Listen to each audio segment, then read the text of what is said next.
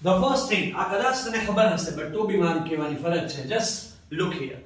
First thing, right બેટા, refractive index જે આખો વર્ષ તને જેને બહુ હેરાન કર્યો, હવે એને પહેલા બતાવી દઈએ બેટા. રિફ્રેક્ટિવ ઇન્ડેક્સ, જો આના બે જ રીતે સવાલ આવે, પણ સૌથી પહેલો કે આ શું મેજર કરે સર, ये क्या दिखाता है? तो बेटा આ મેજર કરે ऑप्टिकल डेंसिटी. શું મેજર કરે? Optical density. જેની रिफ्रैक्टिव इंडेक्स, जिस मीडियम की रिफ्रैक्टिव इंडेक्स ज्यादा वो हो गया डेंसर मीडियम, અને જેની रिफ्रैक्टिव इंडेक्स ઓછી એ થઈ ગયું બેટા રેરર medium.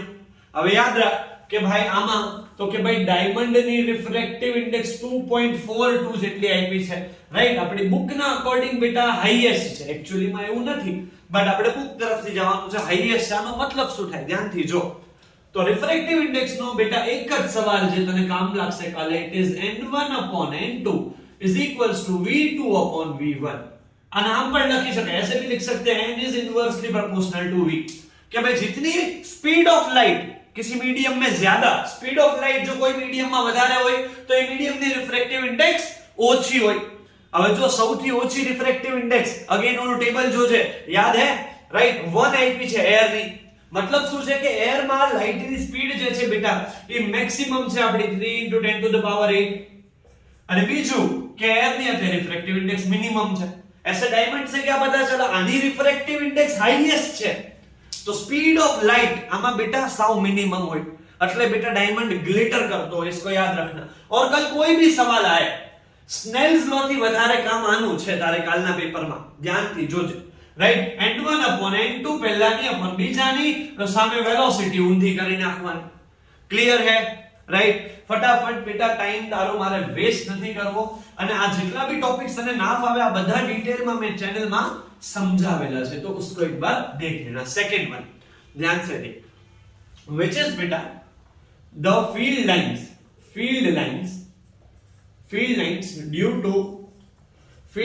due to solenoid, field line due to solenoid and factors. જો બેટા નસીબ સારા હોય તો આ 4 માર્ક નું સીધો આવે, એવરી અલ્ટરનેટ યર આવે છે, તને ખબર છે, અને કાલે બી એકાદ સેકન્ડ સેટમાં જોવા મળશે જ દીકરા. બટ અગર તને 4 માર્ક્સ માં ના જોવા મળે બેટા, તો આના જે ફેક્ટર્સ છે એ તો ક્યાંક ને ક્યાંક કાં તો MCQ કાં તો પછી 2-3 માર્ક્સ માં આવી જાય. પહેલા ફીલ્ડ લાઇન્સ નું જો, આ મેં હર વખતે કીધું છે, इसमें બેટા GSTB માં દીકરા માર્ક્સ લાવવા બહુ ઈઝી છે.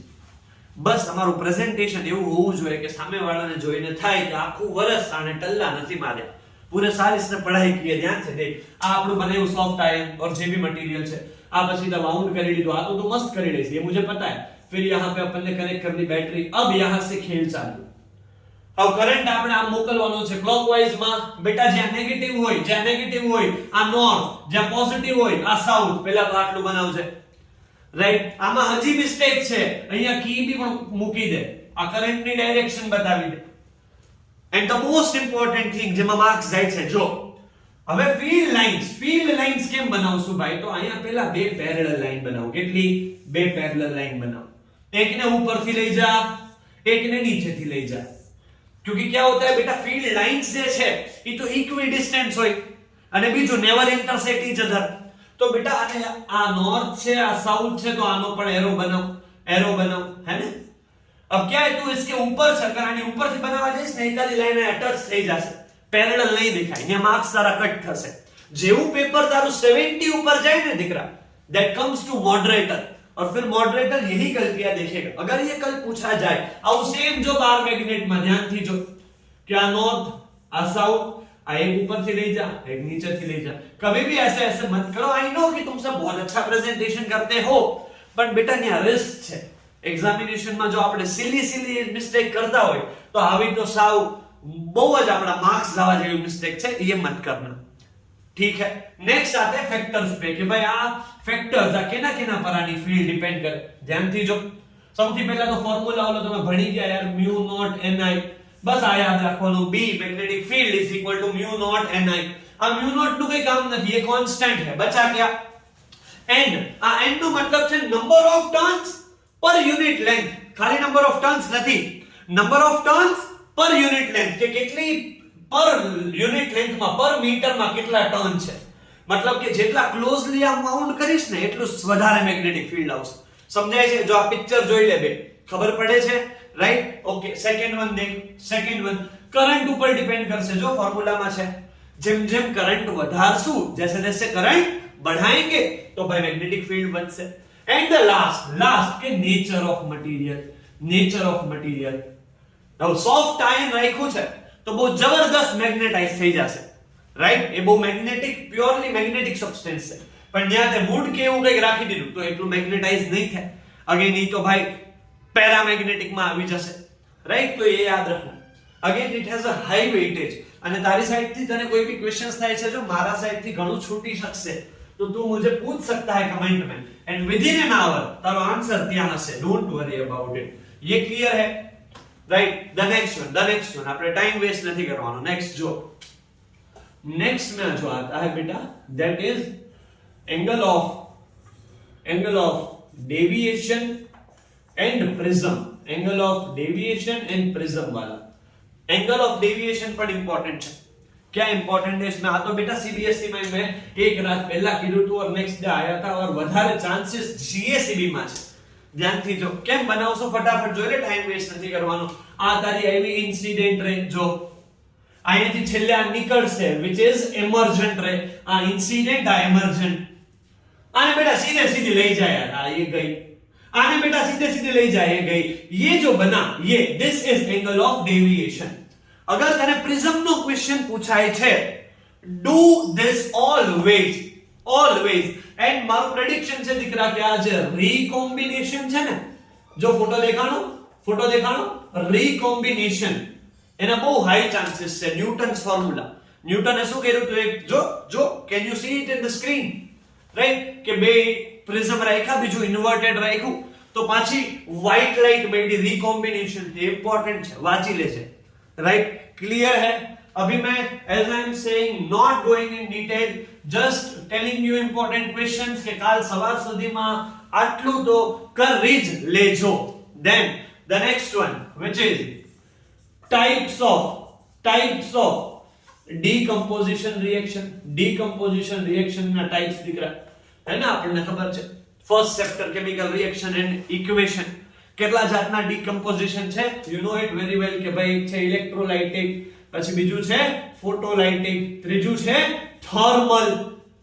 અને દીકરા जब भी ये केमिकल रिएक्शन लिख रहे हो स्टेट्स लखजो. आपकी जो लास्ट रीडिंग हुई थी मैंने ही काटे थे बेटा मार्क्स, तो याद रखना स्टेट्स लिखना मत भूलना, स्टेट्स लिखना मत भूलना, right? You can also send me your answers के सर હું આમ લખું છું, આ સાચું છે કે નહીં, मैंने कमेंट में अपना नंबर छोड़ा है, आप वहां पे भेज सकते हो कि सर मेरा आंसर चेक करके बताओ. પછી नेक्स्ट अगेन सेम चैप्टर નું सेम पार्ट केमिस्ट्री નું છે તો નીચે લખી લો, which is plaster of Paris and gypsum.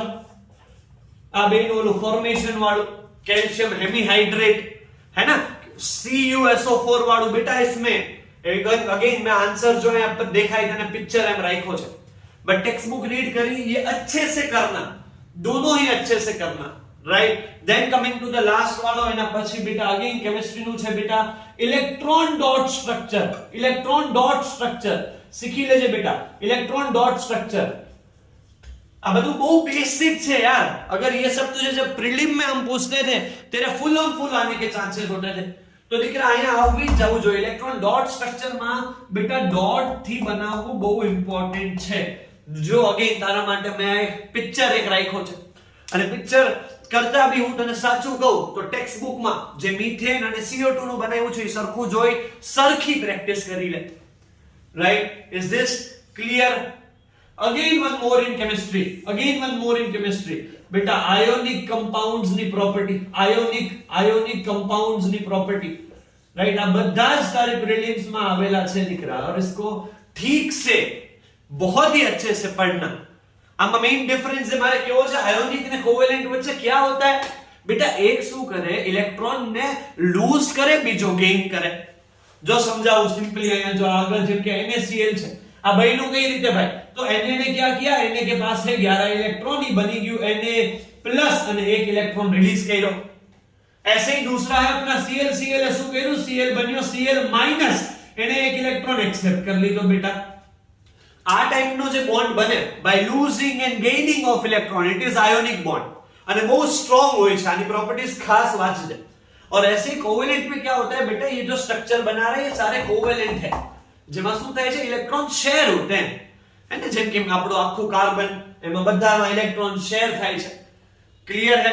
Then बेटा સેપોનિફિકેશન એન્ડ એસ્ટરિફિકેશન, સેપોનિફિકેશન એન્ડ એસ્ટરિફિકેશન। એસ્ટર શું છે, एस्टर શું છે, આખું વર્ષ ભણ્યું છે આપણે, दोनों ही रिएक्शन अच्छे से पढ़ लेना, राइट। देख ये तेरा ऊपर का केमिस्ट्री का कुछ इंपॉर्टेंट तुझे बोर्ड पे दिख रहा है, you can also take a screenshot बेटे इफ यू वांट, बट આટલું બહુ જ ઇમ્પોર્ટન્ટ છે, you have to focus on it, right.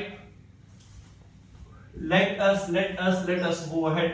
અને તને દીકરા સાંભળીને એમ થાતું હશે કે આ તો મને લાગતું હતું કે આવે, આ તો મને લાગતું હતું કે આવે, તો બેટા વહી હે બોર્ડ, કોઈ અલગ નથી। આ પ્રિલિમ એક્ઝામ હતી ને બધી ટફ હતી, તને કાલ ખબર પડશે, બોર્ડ એટલી ઈઝી હોય છે।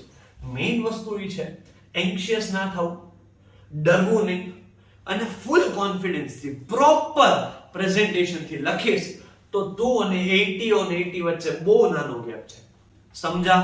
અને એ 80 વાળું જ આવવાનું છે કે તું ધારીશ તો 80 લઈ આવીશ। आगे बढ़े, बायो पे पढ़ते हैं, चलो आ जाओ। સૌથી પહેલા બેટા રિફ્લેક્સ આર્ક, પછી બેટા કરવાના છે પ્લાન્ટ હોર્મોન્સ। હું જાણીને ના ડિસ્કસ નથી કરતો દીકરા, મને તમે कॉल કરી શકો છો, मैसेज કરી શકો છો, कमेंट में लिख सकते हो, मैं सबके आंसर भी भेजने के लिए रेडी हूं, right. Reflex arc, plant hormones, પછી છે બેટા लेट मी सी कौन सा था, ओके यस। सो फिर है बेटा अपना हेरिडिटी से डाइहाइब्रिड क्रॉस, પછી सेक्स डिटर्मिनेशन है ना, सेक्स डिटर्मिनेशन इन ह्यूमंस। આ બધા इंपॉर्टेंट क्वेश्चन છે, इतने करके जाना, પછી કાલે જો મને थैंक यू કહી દેજે દીકરા આવી જાય તો। हाई चांसेस, ये सारे मोस्ट रिपीटेड है, ऐसे कोई गांधीनगर फोन करके मैं सेटिंग नहीं बिठा रहा, आओ બધા टीचर्स के છે, राइट। तो ध्यान से देख, પછી આગળ વધીએ बेटा, तो इसमें कर लेना बेटा female reproductive system, right. And बेटा methods of contraceptive methods, right।